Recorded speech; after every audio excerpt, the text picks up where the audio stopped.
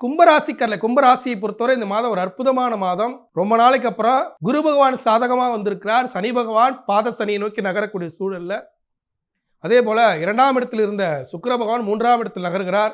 அதே போல 3ஆம் இடத்தில் இருந்த புதன் பகவான் 4ஆம் இடத்துக்கும் 5ஆம் இடத்துக்கும் நகர்கிறார். செவ்வாய் பகவான் சாதகமாக அமர்கிறார்.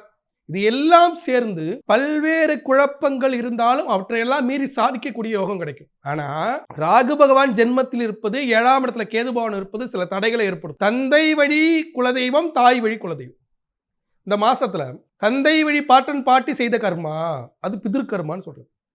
தாய் வழி பாட்டன் பாட்டி செய்த கர்மா மாதுர் கர்மான்னு சொல்லக்கூடியது. அப்ப என்ன பண்ணுனா, அமாவாசை தினத்துல தந்தை வழி குலதெய்வத்திற்கு சென்று மண் அகல் விளக்கில் இழுப்ப எண்ணெயில சிகப்பு நாடாத்திரி போட்டு காலையில் 6 மணிக்கு சூரிய உதயத்திலிருந்து மாலை 6 மணி சூரிய அஸ்தமனம் வரைக்கும் விளக்கேற்றணும். பௌர்ணமியில தாய் வழி குலதெய்வத்திற்கு சென்று மண் அகல் விளக்கில் தேங்காய் எண்ணெய் நல்லெண்ணெய் கலந்து வெள்ளை நாடாத்திரி போட்டு விளக்கேற்றணும் நிலவு பொழுதுல. அப்படி ஏற்றி வணங்கி கொள்ளும் போது ராகு கேது மட்டும்தான் பாதகம். சனி பகவானும் பாத சனியா நகர்றாரு. குரு பகவான் சாதகமாக வந்திருக்கிறார். புதன் பகவான் சுக்கிர பகவான் எல்லா லாபம்.